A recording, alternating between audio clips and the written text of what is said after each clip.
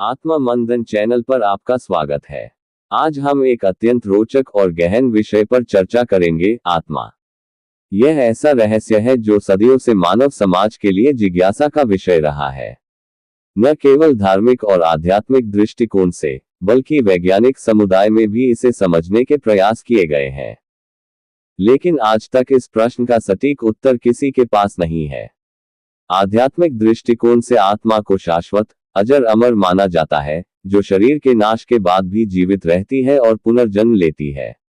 वहीं विज्ञान इसे एक रहस्यमयी अवधारणा मानता है और चेतना को मस्तिष्क की न्यूरोलॉजिकल प्रक्रियाओं से जोड़कर देखता है।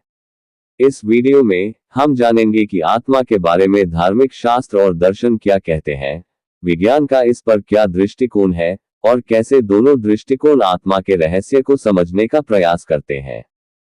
आइए इस गूढ़ विषय पर गहराई से मनन करें और आत्मा के रहस्य की पड़ताल शुरू करें। आत्मा, जिसे कई नामों से जाना जाता है, जीवात्मा, चेतना, प्राण, हमारे अस्तित्व का वह हिस्सा है जिसे समझने का प्रयास मानव सदियों से कर रहा है। धार्मिक ग्रंथों, योगिक परंपराओं और वैज्ञानिक शोधों ने इसे अपने अपने दृष्टिकोण से देखा है। फिर भी इसका सटीक उत्तर न धर्म दे पाया है, न विज्ञान। इस विषय का विश्लेषण करते समय हमें यह समझना होगा कि ये केवल तर्क का विषय नहीं, बल्कि अनुभव और मनन का भी विषय है। आज हम इसी द्वंद्व पर चर्चा करेंगे, क्या आत्मा है, और यदि है तो वह कब, कहां और कैसे अस्तित्व में आती है।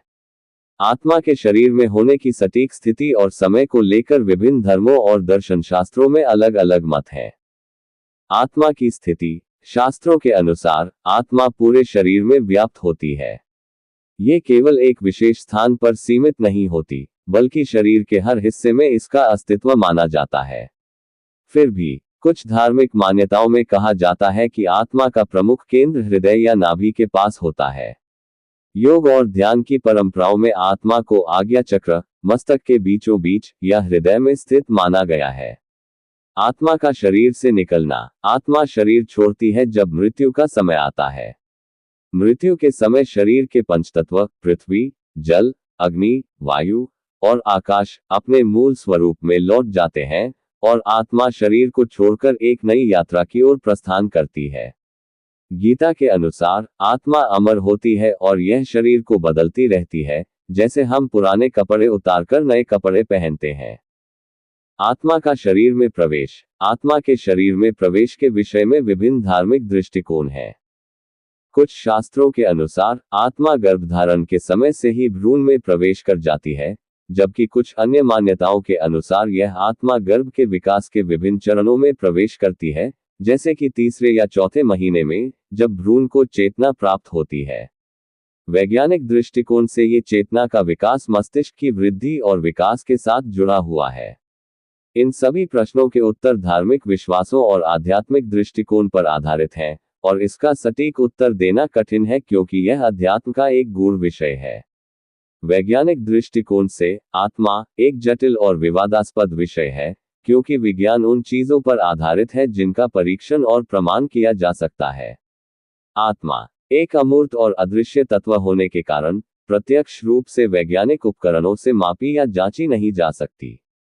इसके बावजूद विज्ञान में चेतना, जीवन और मृत्यु के बारे में कई अध्ययन हुए हैं, जो आत्मा की अवधारणा से संबंधित हो सकते हैं।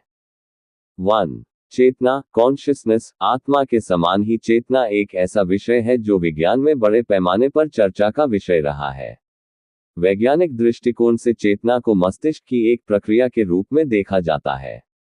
न्यूरोसाइंस में माना जाता है कि मस्तिष्क की जटिल न्यूरोलॉजिकल प्रक्रियाओं का परिणाम हमारी चेतना, सोचने समझने और अनुभव करने की क्षमता है। हालांकि यह अभी तक स्पष्ट नहीं है कि चेतना वास्तव में कैसे उत्पन्न होती है, और क्या ये मस्तिष्क की भौतिक संरचनाओं से परे कोई अन्य तत्व रखती है। 2. जीवन और मृत्यु। आत्मा का शरीर से निकलना धार्मिक और आध्यात्मिक दृष्टिकोण है, लेकिन वैज्ञानिक दृष्टिकोण से इसे जीवन और मृत्यु की जैविक प्रक्रियाओं से समझाया जाता है। जब शरीर के अंग, विशेषकर मस्तिष्क, कार्य करना बंद कर देते हैं, तो इसे मृत्यु कहा जाता है। मृत्यु के बाद शरीर की कोशिकाएं और तंत्रिकाएं धीरे धीरे नष्ट हो जाती हैं। वैज्ञानिक दृष्टिकोण के अनुसार मृत्यु के बाद कोई चेतना या आत्मा शेष नहीं रहती, क्योंकि चेतना मस्तिष्क की गतिविधियों पर निर्भर मानी जाती है। 3. निकट मृत्यु अनुभव, नियर डेथ एक्सपीरियंस। कुछ वैज्ञानिक आत्मा या चेतना के अस्तित्व को लेकर प्रश्न उठाते हैं, खासकर उन मामलों में जहां लोग निकट मृत्यु अनुभव (NDE) का दावा करते हैं। ऐसे लोग बताते हैं कि उन्होंने शरीर से बाहर जाने का अनुभव किया, एक उज्ज्वल प्रकाश देखा, या मृत रिश्तेदारों से बातचीत की। इन अनुभवों को लेकर कुछ वैज्ञानिकों का मानना है कि ये मस्तिष्क की गतिविधियों में परिवर्तन, ऑक्सीजन की कमी, या अन्य जैविक कारकों के परिणाम हो सकते हैं, न कि किसी आत्मिक अनुभव का प्रमाण। 4. क्वांटम थ्योरी और आत्मा। कुछ वैज्ञानिक और दार्शनिक क्वांटम थ्योरी के माध्यम से आत्मा के अस्तित्व की संभावना पर विचार करते हैं। उनका मानना है कि मस्तिष्क और चेतना की कुछ प्रक्रियाएं क्वांटम यांत्रिकी के नियमों पर आधारित हो सकती हैं, और यह संभव है कि चेतना या आत्मा मस्तिष्क की मृत्यु के बाद भी किसी रूप में जीवित रह सकती है। हालांकि ये एक सट्टा विचारधारा है और इसे वैज्ञानिक प्रमाण के रूप में स्वीकार नहीं किया गया है। वैज्ञानिक दृष्टिकोण में आत्मा का कोई ठोस प्रमाण नहीं है, क्योंकि आत्मा की अवधारणा विज्ञान के मापदंडों के भीतर नहीं आती है। विज्ञान में चेतना, मस्तिष्क और जैविक प्रक्रियाओं पर ध्यान केंद्रित किया जाता है, लेकिन आत्मा की वास्तविकता के बारे में कोई सर्वसम्मति या ठोस वैज्ञानिक सिद्धांत नहीं है। ये प्रश्न आत्मा और पुनर्जन्म के रहस्यमय पहलू से जुड़ा है, और इसका उत्तर धार्मिक, आध्यात्मिक और वैज्ञानिक दृष्टिकोण के बीच विभाजित है। आध्यात्मिक और धार्मिक दृष्टिकोण। धार्मिक और आध्यात्मिक मान्यताओं के अनुसार आत्मा अमर होती है और शरीर नश्वर। जब एक व्यक्ति का शरीर नष्ट हो जाता है, मृत्यु होती है, तो उसकी आत्मा एक नए शरीर में प्रवेश करती है, जिसे पुनर्जन्म या आवागमन कहा जाता है। ये प्रक्रिया कर्म और आत्मा की प्रवृत्तियों के आधार पर होती है। हिंदू धर्म, बौद्ध धर्म और जैन धर्म में इस अवधारणा को व्यापक रूप से स्वीकार किया गया है। इनके अनुसार आत्मा एक शरीर से दूसरे शरीर में तब प्रवेश करती है जब पुराने शरीर का नाश होता है, और यह नई जीवन यात्रा प्रारंभ करती है। कुछ विशेष घटनाओं, जैसे अवशेषों के माध्यम से आत्मा का शरीर में प्रवेश, या किसी व्यक्ति के भीतर परकाया प्रवेश, किसी अन्य आत्मा का किसी के शरीर में प्रवेश करना, को भी आध्यात्मिक साहित्य में वर्णित किया गया है। उदाहरण के लिए, कुछ योगियों और सिद्ध महापुरुषों के बारे में कहा जाता है कि वे अपने शरीर को छोड़कर दूसरे शरीर में प्रवेश कर सकते हैं। वैज्ञानिक दृष्टिकोण। वैज्ञानिक दृष्टिकोण से आत्मा के किसी दूसरे शरीर में प्रवेश करने का कोई ठोस प्रमाण नहीं है। विज्ञान इस पर ध्यान केंद्रित करता है कि चेतना मस्तिष्क की न्यूरोलॉजिकल गतिविधियों से उत्पन्न होती है, और मृत्यु के बाद मस्तिष्क की गतिविधियां समाप्त हो जाती हैं। वैज्ञानिक पुनर्जन्म। आत्मा के किसी दूसरे शरीर में प्रवेश या परकाया प्रवेश जैसे विचारों को समर्थन नहीं देते, क्योंकि इन्हें परीक्षण और प्रमाणित नहीं किया जा सकता। हालांकि कुछ घटनाएं जैसे पुनर्जन्म के दावे और निकट मृत्यु अनुभव (NDE) विज्ञान को चुनौती देते हैं। कुछ मामलों में बच्चों ने अपने पिछले जन्म की स्मृतियों को याद किया है, जिनका कोई तार्किक या वैज्ञानिक स्पष्टीकरण नहीं मिला। ऐसे मामलों में भी वैज्ञानिक इसे मानसिक प्रक्रिया या कल्पना का परिणाम मानते हैं। ये कहना कठिन है कि आत्मा किसी दूसरे शरीर में कैसे प्रवेश करती है, क्योंकि धार्मिक मान्यताओं के अनुसार इसे कर्म, आध्यात्मिक स्तर और ब्रह्मांडीय नियमों से जोड़ा जाता है, जबकि विज्ञान इसे मस्तिष्क से उत्पन्न होने वाली चेतना के रूप में देखता है। वर्तमान में विज्ञान के पास इस प्रश्न का कोई ठोस उत्तर नहीं है, लेकिन यह एक ऐसा रहस्य है जो आध्यात्मिक और वैज्ञानिक दृष्टिकोण से अब भी चर्चा का विषय बना हुआ है। गरुड़ पुराण के अनुसार आत्मा की मृत्यु के बाद की यात्रा और उसके पुनर्जन्म की प्रक्रिया विस्तृत और गूढ़ है। गरुड़ पुराण में आत्मा के शरीर छोड़ने के बाद की अवस्था और उसके बाद की यात्रा का विवरण मिलता है। इस पुराण में आत्मा के कर्मों के अनुसार उसके भविष्य और पुनर्जन्म की स्थिति का वर्णन किया गया है। 1. मृत्यु के बाद की यात्रा। गरुड़ पुराण के अनुसार मृत्यु के बाद आत्मा शरीर से अलग हो जाती है, लेकिन तुरंत मोक्ष या पुनर्जन्म नहीं मिलता। आत्मा एक मध्यवर्ती अवस्था में प्रवेश करती है जिसे प्रेत अवस्था कहा जाता है। यह अवस्था तब तक रहती है जब तक आत्मा का अंतिम संस्कार ठीक प्रकार से नहीं किया जाता और श्राद्ध आदि कर्मकांड नहीं होते।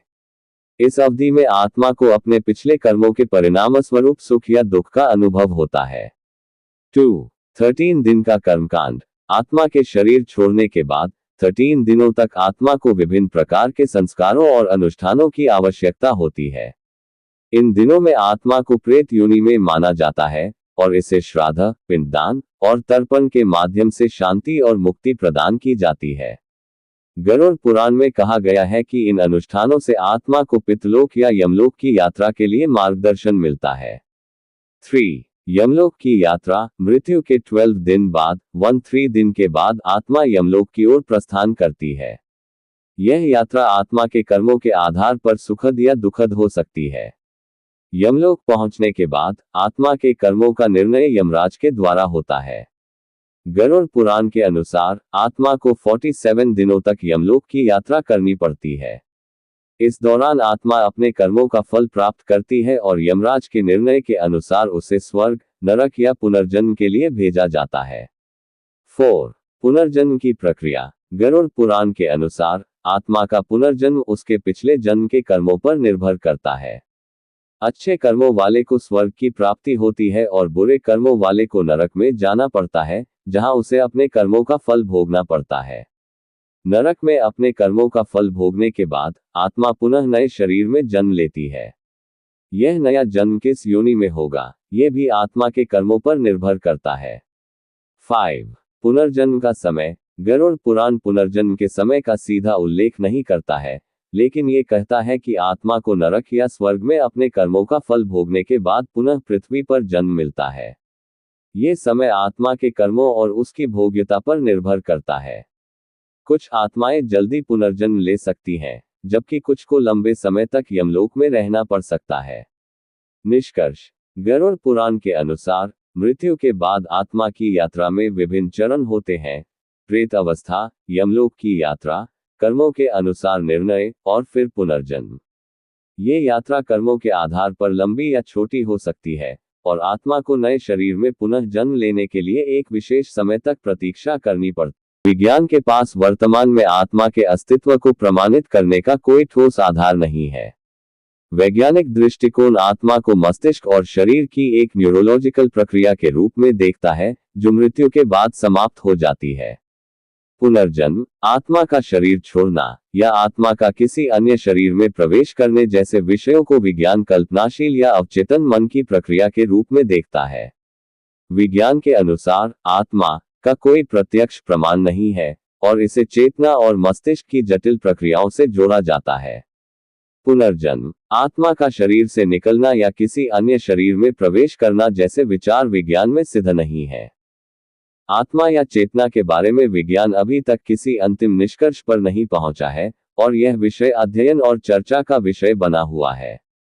आज हमने आत्मा के विषय पर गहराई से विचार किया, एक ऐसा विषय जिसका ठोस प्रमाण न तो विज्ञान दे पाता है और न ही अध्यात्म, लेकिन यह निश्चित रूप से हमारे विचार और चर्चा का एक महत्वपूर्ण हिस्सा है। तो आज का यह एपिसोड यहीं समाप्त करते हैं। अगर आपको ये वीडियो पसंद आया हो तो लाइक कीजिए, अपनी राय और सवालों के साथ कमेंट कीजिए और अगले एपिसोड में हम फिर मिलेंगे किसी और रोचक विषय पर चर्चा करने के लिए।